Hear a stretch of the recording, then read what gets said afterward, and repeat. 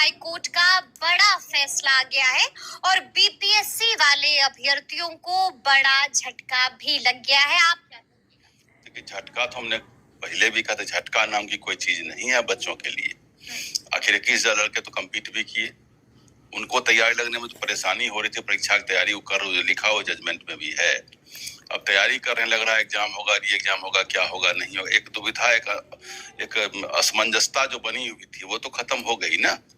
अब सबसे बड़ी बात है कि कुछ वेस्टेड इंटरेस्ट के लोग सब जगह लग ही जाते हैं। अरे हम लोग तो वकील लोग हैं, वकील लोगों ने बहुत मेहनत किया, चाहे वो इधर पिटिशनर के एडवोकेट हैं या वो जो वो बेचारे वो क्या नाम है जो एक ऑनर लीगल एड वाले हैं, उन्होंने भी बड़ी मेहनत की। देखिए, मेहनत का तो तब तारीफ करना पड़ेगा, काफी मेहनत किया आपने। उन्होंने जिसको कहते हैं मिडनाइट वाइल जलाया, काफी जितना देखिए वो दिल्ली बैठे हुए, जितना उनसे हो सकता था एविडेंस जमा करने का प्रयास किया, अखबार से, फेसबुक से, और जिस लेवल से एसओपी पब्लिकेशन ऑफ जो एग्जामिनेशन उस लेवल से वहां से स्टडी करके और कहाँ कहाँ क्या हुआ एक एक चीज करके, और सही मायने में तो अगर कुछ एविडेंस अगर टिका है तो अभिजीत आनंद का जो लीगल आनंद, उन्हीं का कुछ एक दो मैटर टिका है कोर्ट में। आनंद लीगल। बाकी लोगों का तो यहाँ जो मैटर था, एक नॉर्मलाइजेशन ऑफ क्या नाम है मार्क्स का मामला चल रहा था, और एसओपी का मामला तो उन्होंने ही उठाया था, एसओपी और कोचिंग पेपर को। तो कोचिंग वाले जो हैं X sir, Y sir, Z sir जो बने हुए हैं, कोचिंग के बहुत बड़े डेमी गॉड सब बने हुए हैं। अभी हम लोग बराबर मॉर्निंग वॉक में निकलते हैं तो देखते हैं फलना सर चिल्ला सर का नाम लिखा रहता है साइन बोर्ड पर। कोर्ट पे बड़ा फ्राउन अपॉन किया कि समझ में नहीं बात आती है कि जो आज नया कोचिंग खोला वो भी नाम लेके टांगता है फलाना सर। शिक्षक पहले नाम बड़ा सुंदर शब्द था, शिक्षक।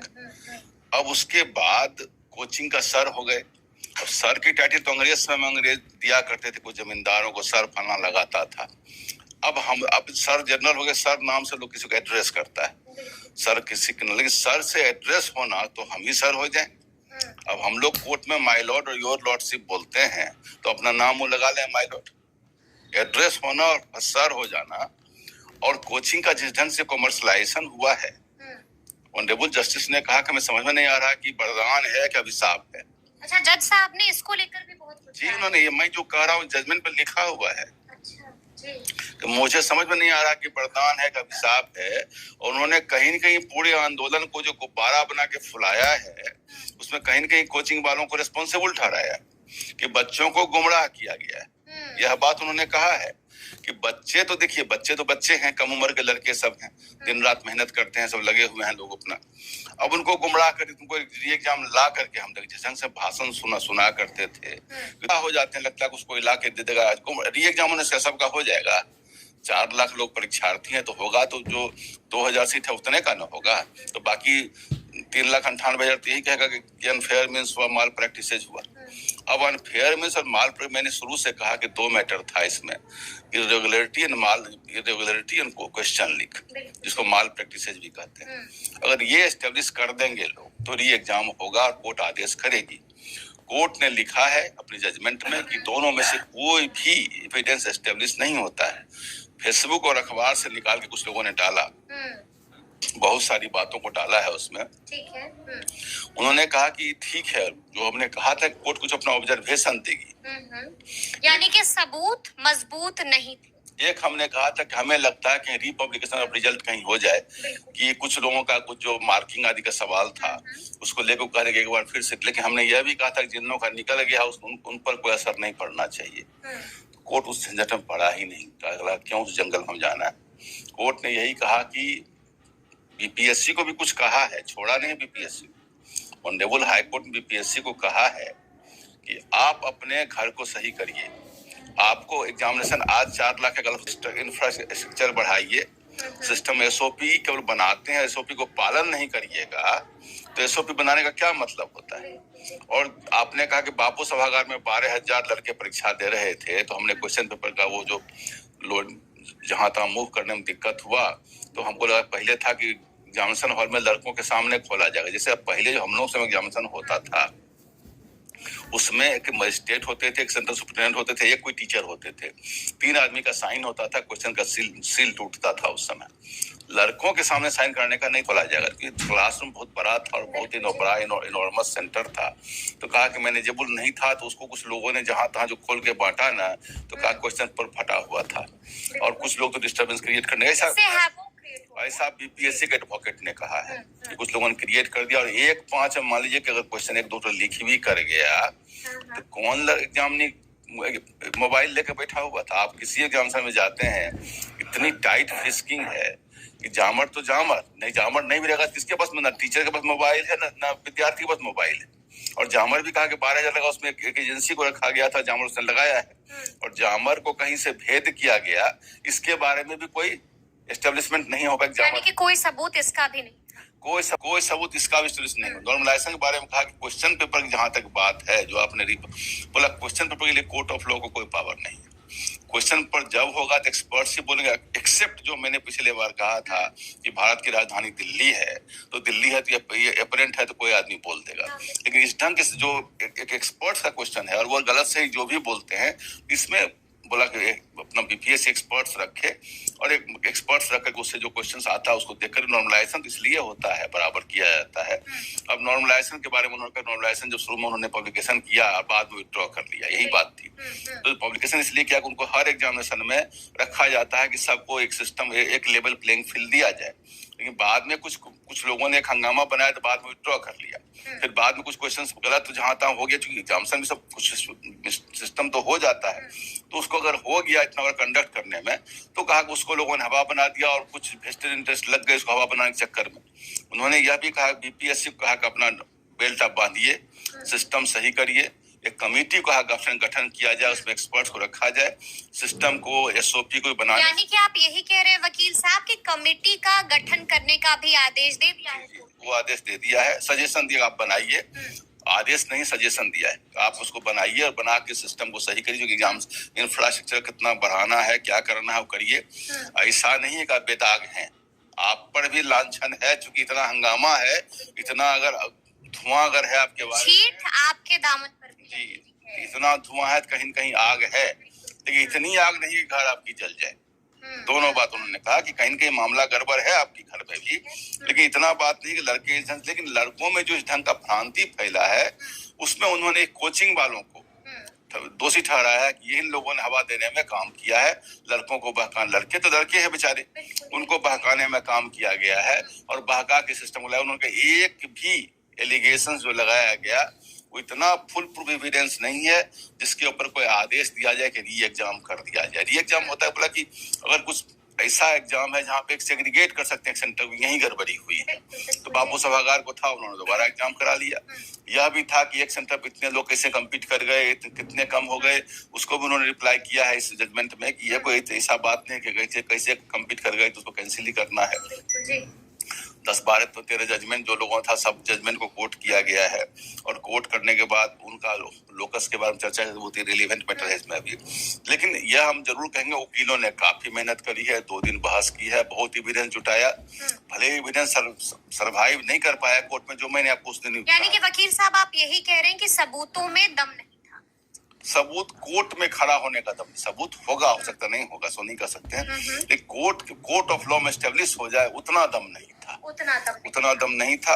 अब यहाँ पर जो बात आती है कि लड़के इतने हौसला में लगे हुए थे, री एग्जाम होता रहता है किसी भी केस में, हमें दूर से दिखाई पड़ रहा था। सच कड़वा भी होगा लेकिन सच ही बोले। इतने बार आपने हमसे कहा भी कि आप ऐसा बोल दीजिए, तो हमने कहा कि नहीं, हम गलत नहीं बोलेंगे इस बात में, इसलिए हमें नहीं लगता था कि री एग्जाम होगा, क्योंकि हम शुरू से डे 1 से, आप देखिए, हमने किसी भी अपने एड्रेस में नहीं कहा कि री एग्जाम होगा। अगर हमें जरा भी लगता है कि बहुत बड़ी गलती हुई है, इतना बड़ा घपला हुआ है, माल प्रैक्टिस हुई है, तो हम बोलते कि हाँ होगा, लेकिन हम कहीं भी हमको नहीं बोल रहे थे कि इसमें कोई बात है।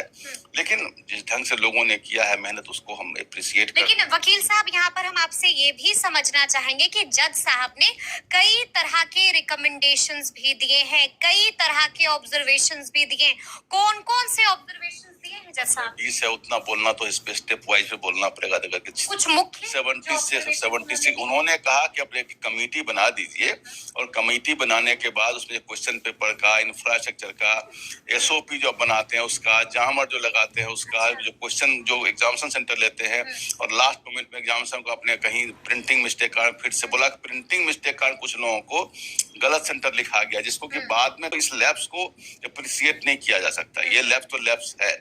इस ढंग की गलतियों को उन्होंने कहा कि जो यानी कि डांट BPSC को भी लगी है, एकदम लगी है। और उसमें यह भी कहा कि SOP बनाते हैं तो किस काम का SOP, जो SOP का पालन नहीं करते हैं, जामर लगाते हैं। तो उन्होंने कहा क्वेश्चन पेपर को बनाने में अब वो जो था कि किसी कोचिंग वाले का क्वेश्चन लड़ गया तो उसको उन्होंने कहा कि बेकार की बात है। अरे बुकलेट का एक मैटर होता है, एक क्वेश्चन बैंक होता है, वहीं से क्वेश्चन लगता है तो लग जाए। लेकिन एक बात और भी उन्होंने कहा है कि जो कोचिंग वाले से मीटिंग इन्होंने किया, ये आनंद वालों ने उठाया था ये बात को, जो कोचिंग वाले से मीटिंग किया उन्होंने कहा कि अच्छी बात नहीं है, गार्जियन से पेरेंट्स मीटिंग करना समझ में बात आती है, लेकिन कोचिंग के बारे में तो बहुत ज्यादा उन्होंने खराब कहा है।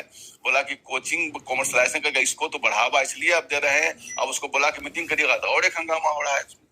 ये लोग एक हवा बना रहे, हम एग्जाम लेके रहेंगे, हम करवा के रहेंगे। अरे बड़का संपूर्ण क्रांति करने वाले लोग आ गए इसमें, भाई समझ में नहीं बात आ रही थी हम लोग को। अच्छा वकील साहब, यहाँ पर आपसे ये भी BPSC को इतना ही केवल कहा कि अपने घर को आप ठीक करिए, आपके घर में धुआं है तो कहीं न कहीं आग भी है, इसलिए आप सही करिए। आप एकदम सही हैं, सही होते इतने बच्चों में तकलीफ नहीं होती। इतनी बार लड़के बच्चे बाहर से आंदोलन कर रहे हैं, धरना दे रहे हैं, और धरना के लिए उन्होंने कहा कि धरना में जो बॉस में उन्होंने कोचिंग वालों को रिस्पॉन्सिबल ठहराया है कि कोचिंग वालों ने गुमराह किया है बच्चों को।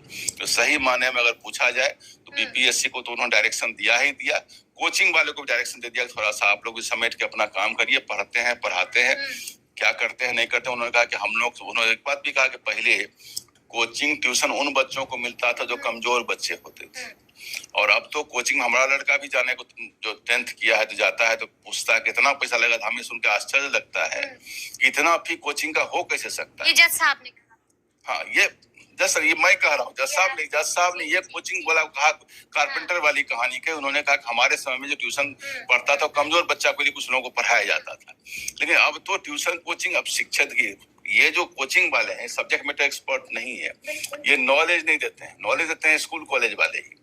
अब चूंकि स्कूल कॉलेज में पढ़ाई का लोगों का स्तर घटा है, शिक्षक का स्तर घटा है, ये कुछ कॉमर्शियल टीचर आ गए, जैसे सिनेमा का स्टार नहीं होते हैं, स्टार टाइप शिक्षक लोग आ गए और ये मार्केट में इसको कॉमर्शलाइज किए हुए हैं क्वेश्चन पेपर को। यानी कि कोचिंग संचालकों की भी क्लास लगा दी है जज साहब ने। लेकिन अब वकील साहब, जरा भी उन लोगों का थोड़ा अपना हाथ पैर समेटेंगे, अपना पढ़ाते हैं पढ़ावे, लेकिन ये सब तमाशा में सरकार को प्रभावित करने को चले थे लोग, ये सब गलत चीज है, ये गलत है। लेकिन अब बड़ा सवाल यही है, सब जानना चाह रहे हैं वकील साहब कि क्या BPSC अभ्यर्थियों के लिए तमाम दरवाजे बंद? दरवाजे कब, कौन सा BPSC दरवाजा उन्हीं के लिए खुला हुआ है? क्या आप सही में कभी नहीं होगा? आप जो कहते दरवाजे, BPSC दरवाजा, री एग्जाम अब नहीं होगा? री एग्जाम तो मैंने कभी नहीं कहा था कि री एग्जाम होगा, मैंने कभी कहा था किसी बाइट में मैंने पहले कभी कहा है? अब एक सुप्रीम कोर्ट का इन लोगों को आशा है, सुप्रीम कोर्ट जाएंगे, कि सुप्रीम कोर्ट का दरवाजा खुला, सुप्रीम कोर्ट जाएंगे, संभावना वहां भी अब कम ही हमें लग रहा है इस जजमेंट के बाद। संभावना है कि नहीं है कि आपको लगने की वहां से हो जाएगा कोई बात, लड़के यानी कि वहां से भी झटका ही मिलेगा, गुड न्यूज नहीं मिलेगी। बहुत अच्छा जजमेंट है, लड़के बच्चे पढ़ाई पर ध्यान दें, BPSC पे अपना रास्ता सही करे, कोचिंग वाले भी पढ़ाई पर ही ध्यान दे, बाकी सब जो कॉमर्शलाइजेशन में गवर्नमेंट को इन्फ्लुएंस करना शुरू कर दिए, सब थोड़ा कम करें। जाना है क्या नहीं है, आज खाना भी हम तक नहीं खाया, तो आए थे अब जल्दी से यहाँ पे कि कुछ होगा, अच्छा मिठाई वगैरह खाएंगे, लेकिन छोड़िए आंसू पीना है तो आंसू पी रहे हैं। मिठाई खाने का उम्मीद था लेकिन आंसू पीना पड़ रहा है। आज मैं बस इतना कहना चाहूँगा, ये छात्रों के आंसू नहीं है, ये उस माँ के आंसू है जो अपने बच्चों को एक सपने का पोटली बांध करके शहर में भेजती है पढ़ने के लिए, और हम आंदोलनरत होते हैं, पुलिस के द्वारा मारे जाते हैं, जेल में अरे क्या किए, कब क्या कभी कोई थाना वगैरह कहीं गए क्या? कभी नहीं, आप पूरा हिस्ट्री निकालिए ना, कभी थाना का गेट तक नहीं गए हैं, कभी एक बाइक भी मेरा नहीं पकड़ा है। बीपीएससी में केस तक हो गया, FIR हो तो गया। ये सब झूठा, यही चीज तो दबाने का है। छात्र को दबाया जाएगा, स्टूडेंट को दबाया जाएगा, किसान को दबाया जाएगा, हर चीजों को, जो आप युवाओं को दबाया जाएगा, सबको मारा जाएगा, FIR किया जाएगा, झूठा FIR, सब चीजें थे। और आप फिर भी जो है यहाँ पर जो है आपको कुछ आपको नहीं लगता कि साक्ष्य कमी थी जिसके कारण हाई कोर्ट ने आप लोगों को ये भैया अगर साक्ष्य की कमी रहता है, साक्ष्य कोई कमी नहीं थी। साक्ष्य की कमी नहीं थी। जो हम लोग नॉर्मलाइजेशन की बात की है, जो हम लोग बाबू परीक्षा परिसर में गड़बड़ी की बात की है, इस बीच में कुछ कथित लोग घुसे और घुस के इन्होंने अपने रोटी चेकने का प्रयास किया है। तो निश्चित रूप से साक्ष्य की कमी नहीं हम लोग पास, और हम लोग सर्वोच्च न्यायालय में इस केस को जीतेंगे। इसमें परमार ने येन केन प्रकार ने अपने आप को जीत दिलवा दिया है। लेकिन वास्तविकता ये है कि अभी भी इसकी सुनवाई को समझने की कुछ नहीं हुआ है। यानी आपने राइट टू इक्वलिटी, यानी नॉर्मलाइजेशन कहा था, नॉर्मलाइजेशन का विरोध किया है, अब नॉर्मलाइजेशन का ही के पक्ष में इन्होंने फैसला दे दिया। दूसरी बात कि बाबू परीक्षा परिसर में गड़बड़ी हुई, बाबू परीक्षा परिसर में गड़बड़ी हुई जिसके कारण 22 सेंटर प्रभावित हुआ, और दोनों को अगर साक्ष्य नहीं मांगा जाए तो क्या साक्ष्य मांगे। हम लोग पास नवादा का साक्ष्य नहीं था, हम लोग पास गया का साक्ष्य नहीं था, हम लोग पास कहीं का साक्ष्य नहीं था, हम लोग पास जो पर्याप्त साक्ष्य था हम लोगों ने साक्ष्य प्रस्तुत किया। उसके बावजूद भी अगर नहीं हुआ है तो निश्चित रूप से ये छात्र का जो है हार, ये छात्र पूरे बिहार में भ्रष्टाचार जो है, जो आज हमारे है ना, ये दिखाता है कि पूरे बिहार में भ्रष्टाचार किस कदर छाया हुआ है, किस कदर जो है किया हुआ है। अभी हम सर से बात ही कर रहे थे कि सर लड़के मिठाई वगैरह लाइएगा ना सर, तो बोल रहे थे कि अभी जो है कुछ लोग रोजा किए हुए शाम को लाएंगे। तो हम अभी तो बात ही हो रही थी, जैसा ही बातें आया कि जो है एक भरोसा बनाए हुए थे, हाई कोर्ट को अपना अंतिम विकल्प मान रहे थे, और जिस तरीके से हाई कोर्ट का फैसला आया है इसमें बीपीएससी को थोड़ा फायदा होता हुआ नजर आ रहा है। और देखिए यहाँ पे बहुत सारे छात्र भी आ चुके हैं कि हमारे साथ बीपीएससी के कुछ छात्र हैं और इनसे बातें करेंगे। क्योंकि उम्मीद इनको सिर्फ हाई से नजर आ रहा था तो केवल हाई कोर्ट नजर आ रहा था। अब इनसे बातें करेंगे। क्या कुछ बोलिएगा नीतीश भाई, जिस तरीके से फैसला आया है? देखिए ये तो सरासर जो है वो न्याय का हम लोग के साथ अन्याय हुआ है। अन्याय हो गया। अन्याय भाई, कोर्ट भी हम लोग के साथ अन्याय ही की है। हाँ। क्योंकि हम लोग जो है अंतिम रूप से कोर्ट में ही आए थे और यहाँ से न्याय की उम्मीद रख रहे थे। इधर आइए ना, पलटिए। और हम लोग एक तरह से हम लोग के दिमाग में चल भी रहा था, परसेप्शन था हम लोग का ऐसा हो सकता है यहाँ से न्याय जो नहीं मिल पाए। हम लोग सर्वोच्च न्यायालय की तैयारी पिछले 1.5 महीनों से कर रहे हैं। अच्छा, ठीक है। और मतलब सर्वोच्च न्यायालय जाने की तैयारी हो गई है? हाँ, तैयारी हो गई है, वो हाँ। जाना बाकी है, वहाँ से सब हाँ। दिल्ली निकलना बाकी है। केवल दिल्ली निकलना बाकी है। मतलब हाई कोर्ट के फैसले पर आप सुप्रीम कोर्ट में अपील कीजिएगा? हाँ, ऑब्वियसली अपील करेंगे, क्योंकि हमारा जो हमारा मांग है वो बिल्कुल जायज है। हम लोग के पास डॉक्यूमेंट है, हम लोग के पास उस तरह का जो है एविडेंस है, और वहाँ जैसे ही हम लोग वहाँ तो न्याय होके रहेगा। विकास भाई क्या बोलिएगा, जैसे इतना दिन से आप लोग 100 दिनों धरना दिए और बाद में हाई कोर्ट ने आप लोगों को कहीं ना कहीं झटका हाँ बिल्कुल, क्योंकि हम लोग को हाई कोर्ट पर काफी ज्यादा भरोसा था। हाँ। लेकिन हाई कोर्ट से हम लोग को न्याय नहीं मिला। हाँ। इसलिए हम लोग सुप्रीम कोर्ट की ओर रुख अपनाएंगे। मैं एक बात बोलना चाहता हूँ कि सत्य को परेशान किया जा सकता है, परास्त नहीं किया जा सकता है। तो हम लोग सत्य की रास्ते पर करीब 100 दिनों से हैं और हम लोग को अभी तक न्याय नहीं मिला है। लेकिन जब तक हम लोग को न्याय नहीं मिलेगा हम लोग कतई का अपने कदम वापस नहीं लेने वाले हैं। और हम लोग इसीलिए जो है अब सुप्रीम कोर्ट का दरवाजा खटखटाएंगे। और हाँ बिल्कुल जाएंगे, क्यों नहीं जाएंगे, जब हम लोग के पास सबूत है, 100% सबूत है कि भाई इसमें है तो हाई कोर्ट से न्याय क्यों नहीं मिला? अभी तो हाई कोर्ट ही बता सकते हैं ना। हाई कोर्ट पर तो हम लोग को भरोसा था ही कि भाई छात्र फेवर में आएंगे। हम लोग के पास जब ऑलरेडी सबूत है और 2 दिन जब बहस भी चला इस मैटर पर, लेकिन फिर भी हम लोग को न्याय नहीं मिला। लेकिन अब हम लोग जो है रुकने वाले नहीं है और सुप्रीम कोर्ट की ओर हम लोग रुख अपनाएंगे। अमन क्या कुछ बोलिएगा? 100 दिन लाठी वाटर कैनन से लेकर के बहुत सारी चीजें चली आप लोगों पर, बहुत कुछ सहते रहे और एक उम्मीद आप लोगों को हाई कोर्ट नजर आया था। सबसे पहले तो न्यायालय के जो फैसला है उसका हम सम्मान करते हैं। हाँ। लेकिन संवैधानिक अधिकार के तहत सुप्रीम कोर्ट तो हम जाएंगे। हाँ, जाइएगा। लेकिन ये हार हम बच्चों की नहीं है। हाँ। ये हार उन जयचंदों की है। हाँ। जो जयचंद अपने आप को वाहवाही लूट रहे थे। हाँ। हम वो बच्चे हैं जो 100 दिन से लड़ रहे हैं और जब तक लड़ेंगे जब तक हमारा हक अधिकार मिल नहीं जाता है। आज हम भले ही सड़क पर है, कल हम सदन में भी जा करके लड़ेंगे जरूर। इनको हम बता देना चाहते हैं, जो आज बड़े खुश होंगे, मलाई बैठ के चापेंगे, उनको मैं कह देना चाहता हूं कि सुप्रीम कोर्ट में तुमको घसीटेंगे और इस तरीके घसीटेंगे कि तुम्हारी आओ हवा और रूबरू तुम्हें कांप के बोलेगी कि तुम बच्चों के साथ गलत। जिससे हाई कोर्ट से आप लोगों के फेवर में फैसला नहीं आया? बहुत निराशाजनक फैसला रहा, क्योंकि कहते हैं ना कि जज भी जो बैठे हैं वो इंसान है, भगवान नहीं है। 2 दिन तक इतना संवेदनशीलता से सुनने के बाद भी किसी केस को डिसमिस कर देना, ये भारतीय लोकतंत्र और न्यायपालिका में पहली बार हुआ है। और मैं कहता हूं ये केस का डिसमिशन नहीं हुआ है, ये बच्चों के फ्यूचर पे जो है रिजेक्शन का मोहर लगा है और ये बच्चे रुकेंगे नहीं। ये आंदोलनरत थे, आंदोलनरत है और आंदोलनरत रहेंगे जब तक हमारा हक अधिकार नहीं मिल जाता है। जी, कोर्ट से न्याय मिल जाएगा आपको? हाँ भैया, कोई उम्मीद तो न्याय मिल जाएगा। नहीं मिला न्याय, अब क्या कीजिएगा आप लोग? पूरा भाव ऊपर है, रोइए मत। देखिए कोर्ट अंतिम फैसला है, लेकिन इससे भी ऊपर कुछ है। आप लोग कह रहे हैं सुप्रीम कोर्ट जाएंगे, जो भी करेंगे, लेकिन भावुक मत होइए, इतना रोने का जरूरत नहीं है आपको। लेकिन एक बात, कितने साल से मेहनत कर रहे थे, ये हाई कोर्ट छात्रों को बिहार में बढ़ते जा रहे हैं, हर जगह जो है तो कूटते जा रहे हैं, ठीक है ना, हर जगह कूट रहे हैं, लेकिन घर से भी तो मिलते रहता है ना कि आप माँ बाप भी तो मिलते रहता है ना, माँ बाप का ताना, भाई का ताना, इधर का ताना, उधर का ताना, कितना ताना आप सहिएगा, कितना